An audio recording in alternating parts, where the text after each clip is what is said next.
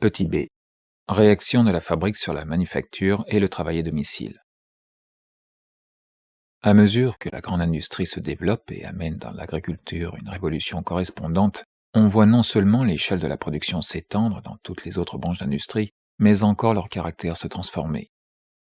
Le principe du système mécanique qui consiste à analyser le procès de production dans ses phases constituantes et à résoudre les problèmes ainsi éclos au moyen de la mécanique, de la chimie, etc., en un mot des sciences naturelles, finit par s'imposer partout. Le machinisme s'empare donc tantôt de tel procédé, tantôt de tel autre dans les anciennes manufactures où son intrusion entraîne des changements continuels et agit comme un dissolvant de leur organisation dû à une division de travail presque cristallisée.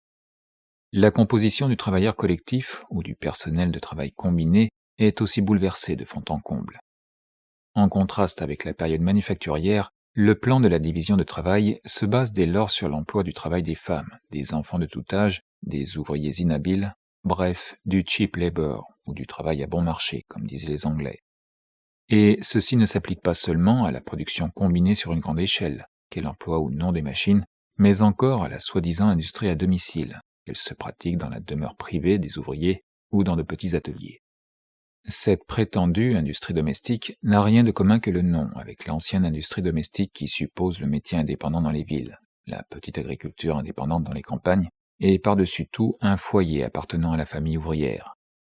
Elle s'est convertie maintenant en département externe de la fabrique, de la manufacture ou du magasin de marchandises. Outre les ouvriers de fabrique, les ouvriers manufacturiers et les artisans qu'ils concentrent par grandes masses dans de vastes ateliers, où ils les commandent directement, le capital possède une autre armée industrielle, disséminée dans les grandes villes et dans les campagnes, qu'il dirige au moyen de fils invisibles.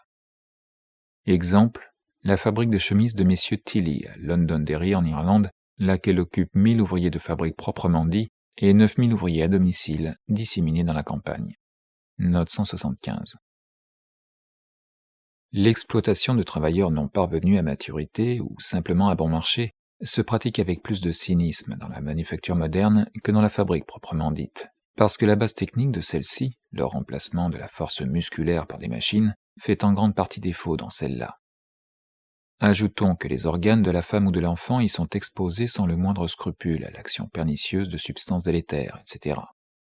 Dans l'industrie à domicile, cette exploitation devient plus scandaleuse encore que dans les manufactures, parce que la faculté de résistance des travailleurs diminue en raison de leur dispersion, et que toute une bande de voraces parasites se faufile entre l'entrepreneur et l'ouvrier.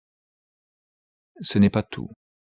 Le travail à domicile lutte partout dans sa branche d'industrie avec les machines, ou du moins avec la manufacture. L'ouvrier trop pauvre ne peut s'y procurer les conditions les plus nécessaires de son travail, telles que l'espace, l'air, la lumière, etc. Et enfin, c'est là, dans ce dernier refuge des victimes de la grande industrie et de la grande agriculture, que la concurrence entre travailleurs atteint nécessairement son maximum. On a vu que l'industrie mécanique développe et organise pour la première fois d'une manière systématique l'économie des moyens de production. Mais dans le régime capitaliste, cette économie revêt un caractère double et antagonique. Pour atteindre un effet utile avec le minimum de dépenses, on a recours au machinisme et aux combinaisons sociales de travail qu'il fait éclore. De l'autre côté, dès l'origine des fabriques, l'économie des frais se fait simultanément par la dilapidation la plus effrénée de la force de travail et la lésinerie la plus éhontée sur les conditions normales de son fonctionnement.